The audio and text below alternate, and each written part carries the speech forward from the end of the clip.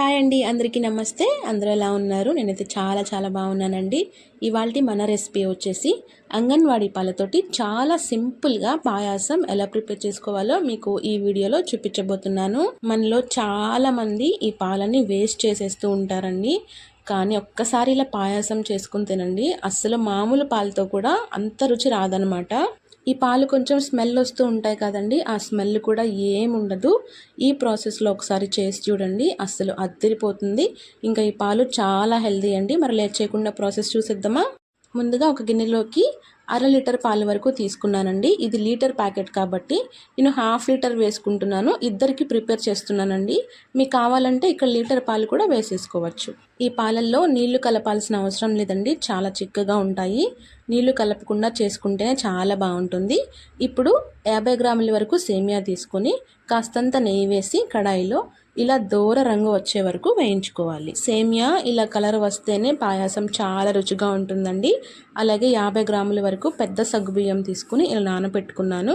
ఒక అరగంట పాటు నానబెట్టుకుంటే త్వరగా ఉడికిపోతాయండి. పాలల్లో వేసినప్పుడు ఎక్కువసేపు మరిగించకుండా సరిపోతుంది.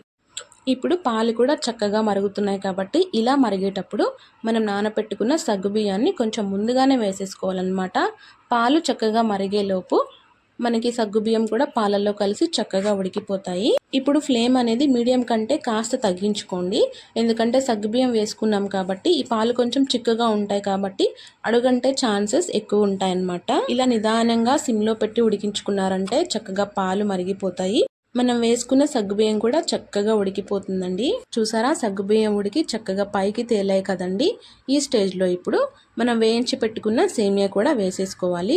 సేమియా కొంచెం సగ్గుబియ్యం ఉడికిన తర్వాత వేసుకోండి, ఎందుకంటే సేమియా ఉడకటానికి మనకి అంత టైం పట్టదు కాబట్టి. ఇప్పుడు కడాయిలో కొన్ని సేమియాలు అలాగే ఒక గుప్పెడు జీడిపప్పు తీసుకొని దూర రంగు వచ్చే వరకు వేయించుకోవాలి. మీకు కావలసినంత క్వాంటిటీలో తీసుకుని కాస్త నెయ్యి వేసి వేయించుకుంటే రుచి చాలా బాగుంటుందండి. ఇలా వేగిన వాటిని తీసి పక్కన ఉంచండి. మన సేమియా కూడా చక్కగా ఉడికిపోయింది కాబట్టి ఇప్పుడు రుచికి సరిపడా బెల్లం వేసుకోవాలి. వేసుకున్న బెల్లం కరిగి చక్కగా సేమియాలో కలిసేంత వరకు గరిటతో ఇలా 2-3 సార్లు కదిలించేసుకోవాలి. మనం వేసుకున్న బెల్లం అంతా కరిగి చక్కగా పాయాసానికి పట్టేస్తే రుచి చాలా బాగుంటుందండి. ఈ ప్రాసెస్ అంతా మీడియం ఫ్లేమ్లోనే జరగాలి. ఫ్లేమ్ మీరు ఏమాత్రం హైలో పెట్టినా సరే పాలు మాడిపోతాయి, అలాగే సేమియా కూడా అంత టేస్ట్ రాదండి. చివర్లో వేయించి పెట్టుకున్న జీడిపప్పు కిస్మిస్ కూడా వేసేసుకొని 1 నిమిషం పాటు కదిలించేసుకొని చివరిగా 4-5 యాలకుల పొడి కూడా వేసుకుంటే రుచి చాలా బాగుంటుందండి. చాలా సింపుల్ అండి. ఇంతే ప్రాసెస్ ఫాలో అయిపోండి, రుచికరమైన సేమియా అద్భుతంగా మీరు ఎంజాయ్ చేయొచ్చు. యాలకుల పొడి కూడా చక్కగా సేమియాలో పట్టేంత వరకు 1 నిమిషం పాటు గరిటతో కదిలించేసుకొని మూత పెట్టేసుకున్నారంటే ఫ్లేవర్ అంతా చక్కగా పట్టేసి ఉంటుంది. పాలు మనకి చాలా హెల్దీ అండి, ఖచ్చితంగా ఇలా ట్రై చేయండి.